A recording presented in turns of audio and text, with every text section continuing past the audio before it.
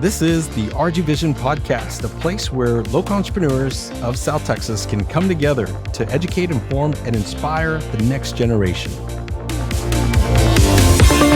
Well, good morning and welcome to the RGVision podcast. This morning we have Judge Cortez with us and also Mr. Joaquin Spammer here to talk about the Prosperity Task Force. So I'd like to open it up if you can just introduce yourselves. Sure. My name is Richard Cortez. I'm the county judge of Hidalgo County. My name is Joaquin Spammer. I'm the owner of CIL, and I'm here to support Judge Cortez. Well, thank you also so much for your service. We've been hearing in the Rio Grande Valley and also across the region and in Texas about what this Prosperity Task Force and the initiative. So if you can please just give us a brief about what it is, the initiative, and what how you want it to serve the community. Sure. Well, let me start by the why. The why is that we want to create a good environment so that people can have a quality of life that they want to have, that we all want to have. But we can't just wish for it. We have to make it happen.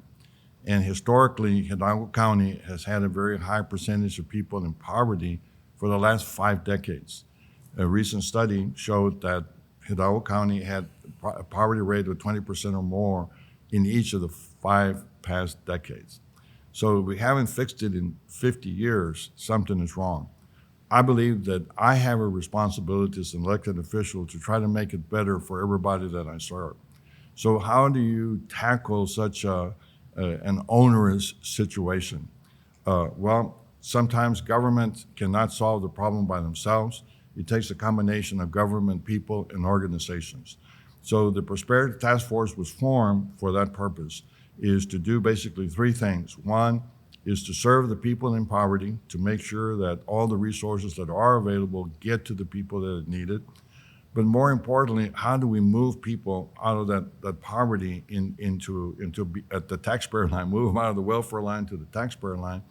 Well, it's not good for us just to give you things.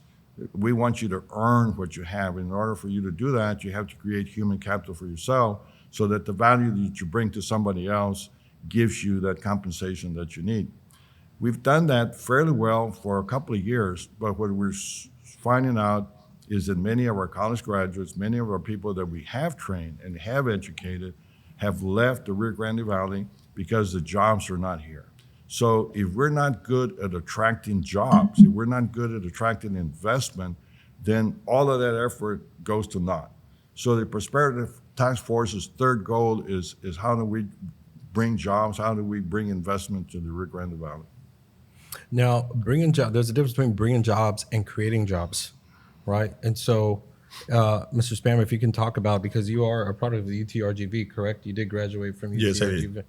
And you're a very prominent business owner in the community. Now, what you did, can you talk about your journey and how you got to where you are today? Because from my knowledge, and forgive me if I'm assuming, you created somewhat of your own opportunity. Now, let's talk about the difference between creation and bringing, right? And if you can, just share with us your journey. Well, I was blessed to be here in the Valley. I graduated back in 1988 from UTRGV, and Mexico was getting into what is called the General Agreement of Tariffs and Trades. And 6 years later, we signed what was called the North American Trade Agreement. And being here in the Valley during that time, it was a great opportunity. The economy was developing. You saw the Valley transforming from a very small town into a very large metroplex. And I just consider myself to be lucky to be here during all this time. Now, talking about the identity of the Rio Grande Valley, leading up to this point, Judge Cortez, talk about the history. I recently moved. I grew up from, in the Rio Grande Valley. I grew up in Harlingen. So Cardinal graduate from 1997. So I didn't see a lot of the things that, a lot of people have seen, the progression of the Rio Grande Valley and how it's either progressed or even some areas have declined. And also there's a big challenge when it comes to the notion or idea of regionalism, right? So can you just talk about maybe some of those challenges that we've faced as a Rio Grande Valley and how maybe the Prosperity Task Force is looking to overcome those challenges? Well, we're blessed and cursed in the Rio Grande Valley that our founders elected to create too many cities throughout the area. When you go to Laredo, you basically go to Webb County and Laredo. You go to El Paso, you have El Paso and El Paso County. And you go to Nueces County, basically it's Corpus Christi. Here you have basically in Hidalgo County and Cameron County, I think there's 47 cities. So when we transform from an agro-type industry, agrarian-type industry, to what we are today, which is a service industry, then all of the cities are trying to bring in retail to their cities, okay? Well, retail is good to a city, but it's not necessarily good to the region, okay? So what we wanted to do in the Prosperity Task Force is complement what individual cities are doing, but add something good, kind of add frosting to the cake that they're baking by trying to be able to attract better jobs that are not here today. And in order for us to do that, we have to show off what we have. Well, when I was mayor in McAllen, I could only show off what McAllen had. Now that I'm county judge, I can show off what the whole county has. Well, imagine if we are a region of 4 counties, then I can show off everything in 4 counties. So that makes me better, bigger, and more attractive to somebody. So regionalization is extremely important because if we are together, then we have more to offer someone. So what is holding us from, getting to that point? Well, nothing. I think we're well on our way to do that. Thanks to business people like Mr. Spammer here, that realize the necessity of what we just said. But it's like disagreements. If you're married and you're about to name your child and you sit down with your spouse, how do we name our child? Well, it's usually a debate. so we're going through a debate. We're going through a debate today as what's the best name for us, what's to start branding ourselves, to do that. So that takes time. It takes time because we need to build relationships. We need to build trust among one another, and to understand that we don't live in a perfect world. We're not going to make a perfect decision, but we can make a better decision if we're all together. And I think we're very there now. There was a group that sat down together and came up, I believe, with 5 different names to identify our region. One of them that we kind of like is Rioplex. I think Rioplex, is a good start to brand our area. But I think we're on our way. Yeah. So, Mr. Spammer, talk about your involvement with the Prosperity Task Force and the CEO group. What is that about, and how can what is it that we want to educate people on this group? Yeah, the way we look at it is we cannot leave everything to the government to solve. Thank you, Joaquin. We really appreciate all the efforts, all the economic development organizations and the city's place in making this region bigger and better. But the private sector needs to get involved. And we understand things a little bit different because we don't have the political problems that normally the local governments do have. And we see the region as 2 sides of the border. You have the northern Tamaulipas, Matamoros, Rio Bravo, Reynosa, La Frontera Chica, with the U.S. side, and that's what makes us different. The biggest difference of this region, you put it to compete with all the other regions in the world, is that we have 2 nations in one region, and we have a unique culture and we have what we call the binational entrepreneurs, that we do business on both sides of the border. We know what it takes in order to make this region more attractive to investors. What do you think it is that the private entities need to do in order to to create or even bring those jobs, to the students and to the human capital that is going to be nurtured here, educated here, and eventually live here to become taxpayers. Take a risk. If we are all willing to take a risk, invest in what we're doing in industrial parks, invest in our time and effort with organizations like the Prosperity Task Force, then we can make a difference. Make the investments, place the effort in bringing more business here. With Josh, we have been playing with the idea of making what we call the RGV Industrial Revolution. Mm-hmm. How can we bring more industry to the Valley? Better pay jobs with more technological companies. I think that's the key the key issue. There's a science to everything, okay? And there's a science to business and business development. The best way that I think that we need to approach is, what do we want? Where do we find what we want? And what do we have to do to attract what we want? Okay? And then we have to understand that we have different cycles of planning. We have a short-term cycle. Hey, I need to do this now. This is what I can do now. I need to do this tomorrow. Then I need to do this for the future. As we know, the jobs of tomorrow are going to be very different than the jobs of today. I mean, who would ever think that you would have a phone that can test your heart, can test how much oxygenation you have in your blood? I mean, can do all of those things already today, which means that tomorrow, all that technology is going to play a role in what we do.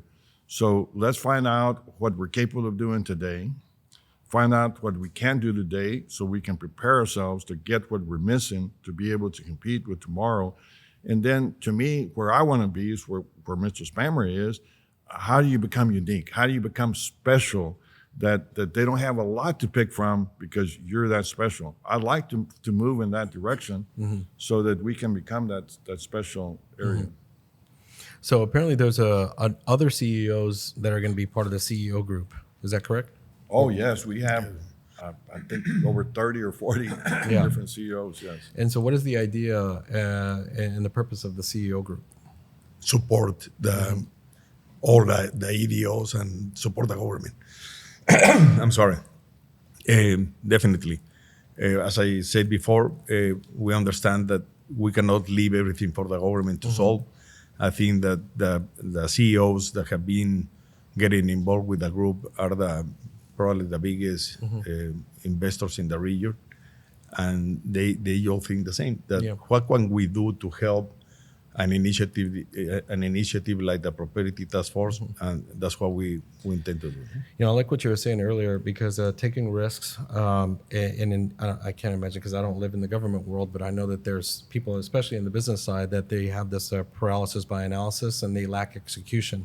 So I believe the support that CEO group is potentially going to provide the Prosperity Task Force is maybe a path forward with maybe execution, maybe ideas, solutions, and potentially, hopefully, jobs.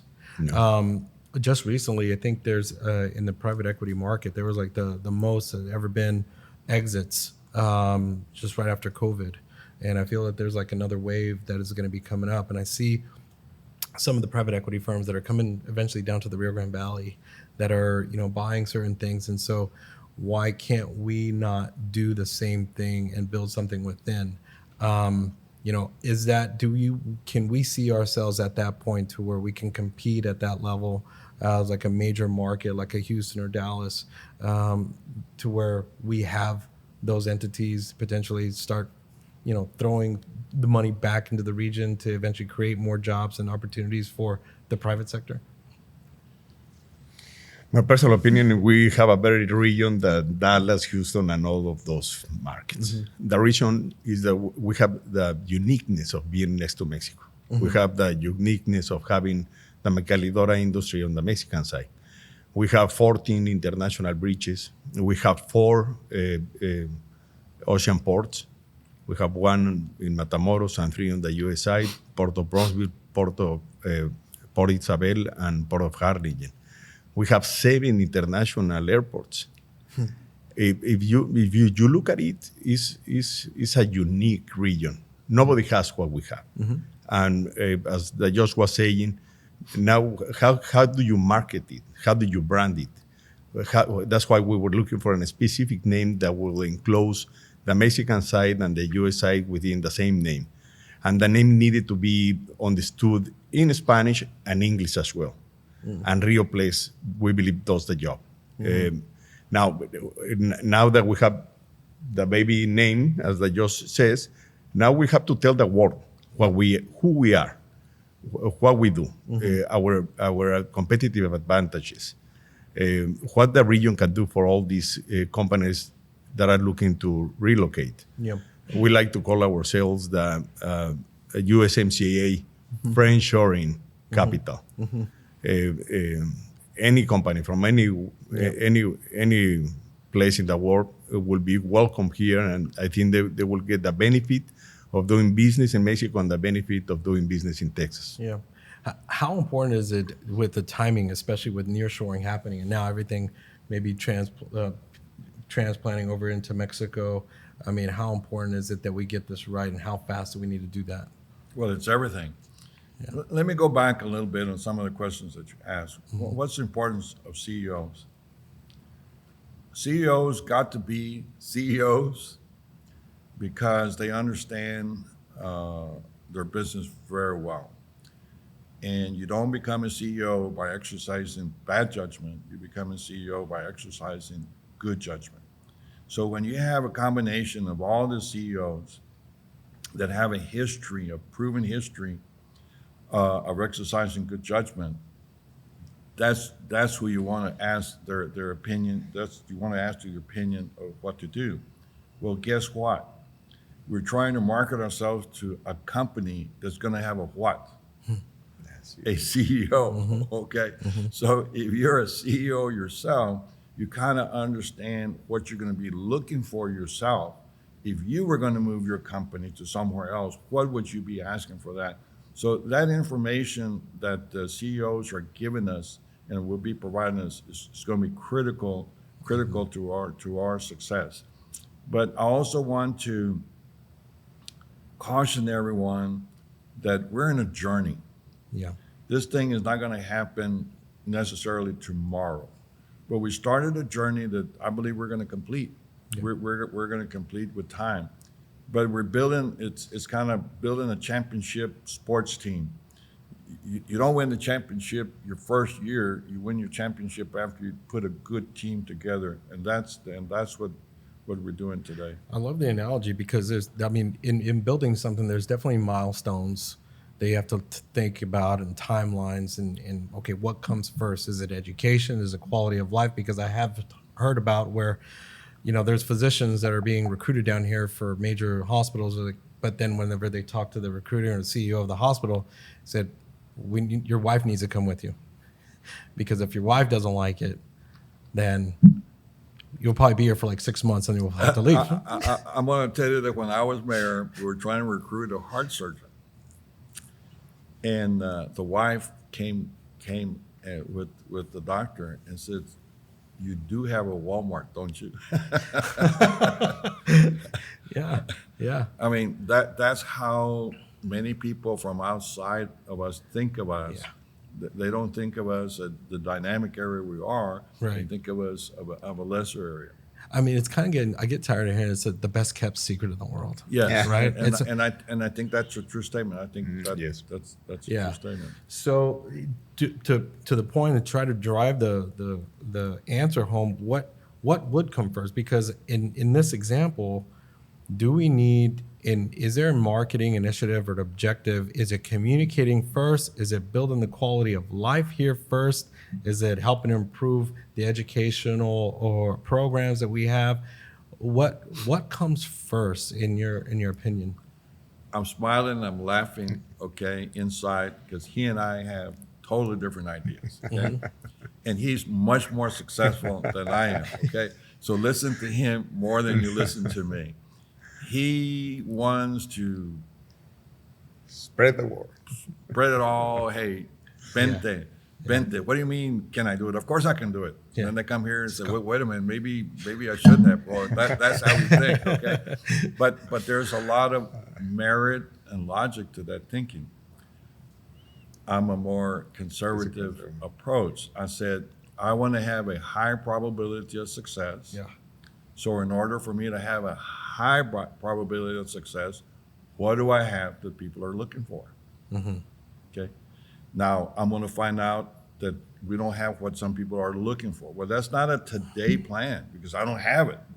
But now I know what I need to add to my assets in this area so we can be able to add more prospects.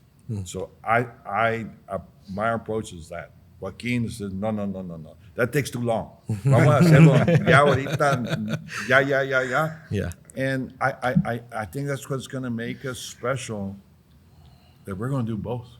Yeah. We're going to do both. Why pick one over the other? Let's do both. And so, what's your approach? Talk Well, about that. I agree with George.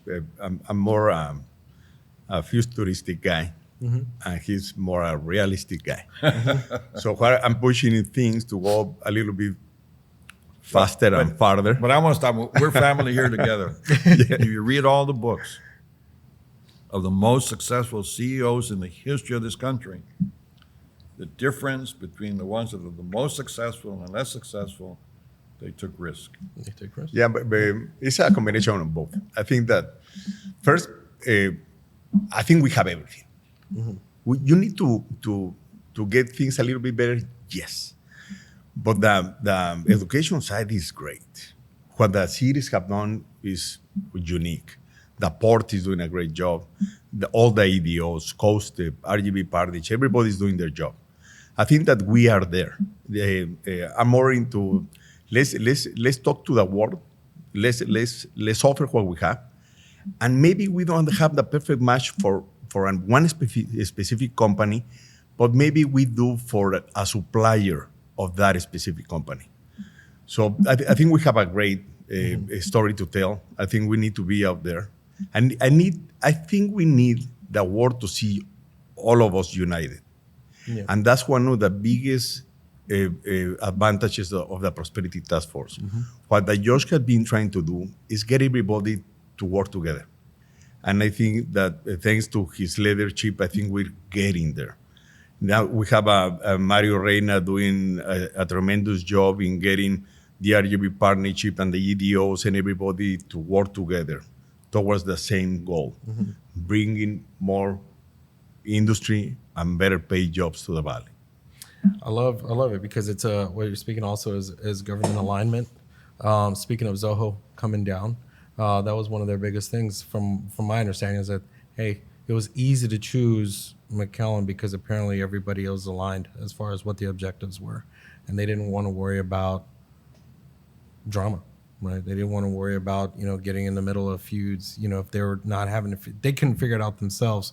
We don't want to interject ourselves because we need to run an organization and we need to, we have shareholders that we have to be held accountable to. So that's going to cause problems if there are certain things that aren't aligned, within the city. And they proved out to be right because the first decision that they had to face was the location. Remember, they moved to a location that was a park, and some people didn't want the city to give up that location, but the city, true to being in McAllenite, they said no. We have other parks. We don't have to have this one as a park. We need that one there. So that support came in there, and I think that's a good sign because it tells others they're coming that they're going to get the support from government. That's great.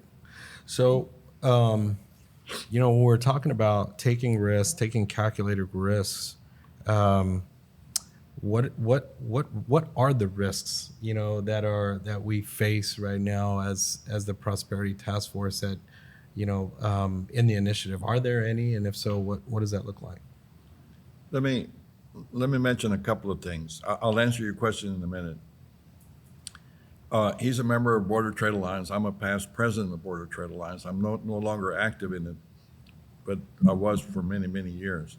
So I got to meet Governor Asa Hutchinson, who happened to be the Secretary of Homeland Security while I was president of BTA. And he came down here because he was he was invited by Governor Perry to come and see the problem in the border. So he calls me, and he knew that I had become judge, and he says, Judge, I want to be in your city. Can we have dinner together? I said, absolutely, Governor. I'd love to see you again. So we go have dinner, and he asked me, says, Judge, are they going to give me the truth? And I said, well, yes and no, Governor. He said, well, what kind of answer is that? I said, well, it's an accurate answer. In statistics, you have this frequency distribution of occurrences. It's called the bell shape. You have the extreme right, the extreme left, and everything in the middle. They're going to give you accurately what's worse about this area. Yeah. But it's what's worse about this area in totality, the truth about this area. And that's the problem that our area is facing throughout our country. I've been interviewed in national TV 12 times, and I couldn't see what was behind me when I was being interviewed. But people would send me, videos of it, and they were showing the worst. They were showing the worst of our area. So you have a job to do. You have a job is to tell the truth about our area, because we're competing with those that are not telling the truth about our area. Because for them, they don't live here, they don't have a business here, they don't care about us. They want to, be this, oh, look at how bad this thing is. So we have a big challenge. We have a big challenge, to overcome here. But your industry, your profession, is going to be very key in our ability to do that in the future. Yeah. Well, that was the whole purpose. And the good thing is that I own it. There's really nobody I have to hold accountable to. But ultimately, the idea was to shine light on the Rio Grande Valley, to give it a voice, to give the underrepresented people the representation of what truly is here. And that's what RGVision was about when we started Cheese like 13 years ago. And we've fortunately been able to talk to more people. We've seen the progress of the region continue to happen. But going back to the CEO group and maybe some of the research that y'all have done, what is it that y'all found? Is there looking at, I don't like the word competition, but looking at other areas, what is the competitive advantage that maybe they have that maybe we don't? Because I feel, in this region, we have an extreme competitive advantage, especially where we are. Speaking of the binational, geographical location where we're in, what is it that they had that we don't? Probably first, I think they're doing a good job in marketing themselves. I think they have a one name, one brand, and they're doing a great job in going all over the world asking for business. No? You have Guatemala is doing so. Vietnam is doing a very good job. I think that's one of the biggest challenges that we have. No? Second, I think we need to separate the ongoing immigration and different issues that we have down here with the trade. We have a spectacular, as the judge was saying, a spectacular growth, business community, environment, everything is great. But it's always been shadowed by this notion that we have a problematic zone, which is not. And that's one of the biggest risks, and that's one of the biggest challenges that we need to overcome. We need to change the mindset of the international business community about this area. And I think we're going to be able to accomplish it by having the whole community on both sides of the border working towards one single goal of marketing one brand name. And that's what we are trying to accomplish by calling this region Rioplex. Rioplex. So, yeah. And Americans are lazy. To me, I want to tell you, and I don't care how many calls I receive. The problem with America today is Americans, because Americans are telling the politicians to do the wrong thing based on erroneous information. Okay, they're not taking enough time to find the right information themselves. They're listening to somebody else that's telling them what it is. If someone says, oh, immigrants are usurping all the benefits and everything, and the reason you have a problem is because of immigrants. Well, that's what Hitler said about the Jews, okay? That didn't turn out to be a real good thing. Every economist is telling you today that the United States, because we're aging, remember, we have the baby boomer generation that was the most prolific generation in the history of the world. They're now dying, retiring, and leaving, okay? That we cannot sustain our economy, much less grow our economy without immigrants. And yet we make it difficult for them to come, and we are trying to criminalize them from coming because there's not an easy, safe way for them to come. So we have our challenges, but I go back to Franklin D. Roosevelt when the banking industry was having a problem. Can you imagine if we didn't have a banking industry here today? Well, we almost lost it. But President Roosevelt said, hey, government by ourselves cannot solve this problem. We need government and people together to solve the problem. We're going to pass legislation to protect you, but you can't take your money out of the bank or else we're going to lose it. The people kept their money. This is where we are today in America about what America needs to go forward. And we need Republicans and Democrats to start talking to one another, okay? It doesn't matter who's the boss. What matters is whoever the boss is to make good, solid decisions. And we're not having that right now because we've been trying to tackle the issue of immigration for years and years and years. They won't even sit down at the table to talk about it. But you know what? We're going to overcome all those external factors, and we're going to show the rest of the world how the Rio Grande Valley is unique, and that's what's going to make us special. And now that I can tell you with a lot of pride, we just haven't had anyone tell us no. And they want to be part of what we're doing. That's how excited we are. So to me, when you have that much support, I like my chances of being successful. Agree. Let me add to that. We need to tell the story that all CEOs, all businesses, from Roma to Bronzeville, from Miguel Alemán to Matamoros, have been extremely successful. And that's something that nobody's talking about. If you talk to any dealer, car dealership, any hotel operator, any maquiladora company in the Mexican side, all the retailers, everybody has been very successful. So we need to tell that to the world because that's not being said anywhere. And they don't understand that coming here to the Valley, coming here to McAllen, to Brosville, Matamoros, whatever, is going to make your business very successful, as we has proven it for the past 30-some years. So what is it that you're asking for from the community, especially in the business community, what is it that you're asking from them of the Prosperity Task Force? There are certain things that you need for them to be involved in, have influence on. What does that look like? Okay, I'm gonna give you another analogy. Okay, I look at this area as the mall. Okay, and our job is to bring people to the mall. But the mall has stores, so once I take somebody to the mall, a store owner has to get that customer to your store. Okay, but wait a minute, I can't bring people to the mall unless I have good stores.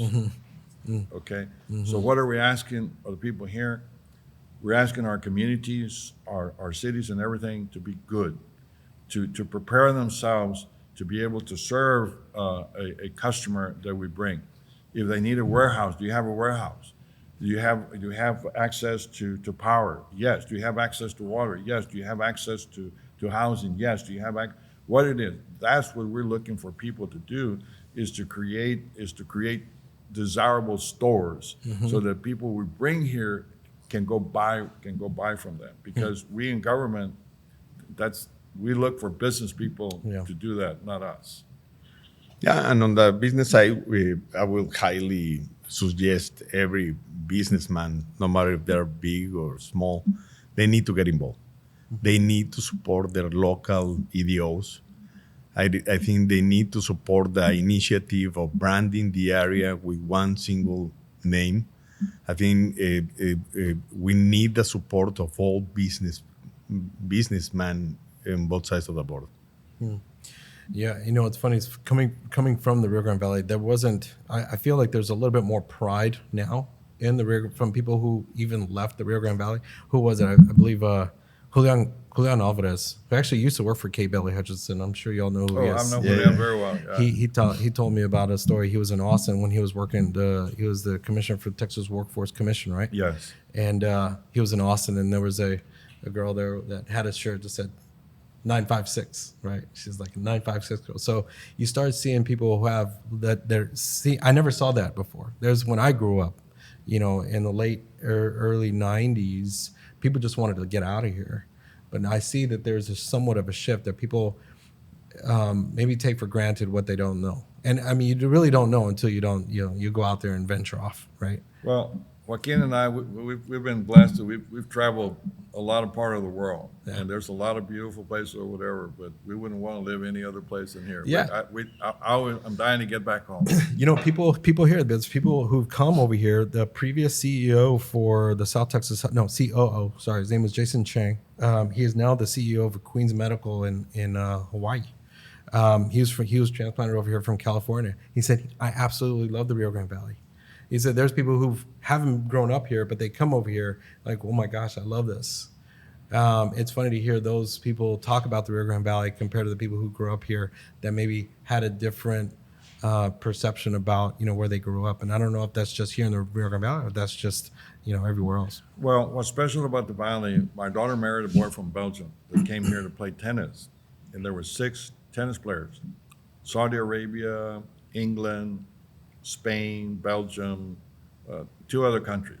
They all stayed here. I said, "Are you all crazy? You all come from a beautiful parts of the world or whatever." He Yeah. said, "No, this became home. We felt special. We had special here. So we do have something special. We Yeah. need to package it Yeah. and promote it." Yeah, a lot of it is the community and the people. A lot of people say that. It's like, man, there's the people here are The best. the best. Yeah. You know, everybody's welcoming, they're open. It's not like you would find in any other major market. And crime. I'm more afraid to be in the streets of San Antonio or Austin or Yeah. Houston than here. I mean, Yeah. I can leave my door open at the house and not worry about somebody walking in. So, I just want to make sure that we're like, and we can do this all day. And I feel like we have done this all day. And I know that are we getting this message out to the right people? Because sometimes are we constantly telling each other this story, or what do we need to do to get other people in the room in the conversation? well, I'll volunteer first. Not yet. No, we're not there yet. Okay.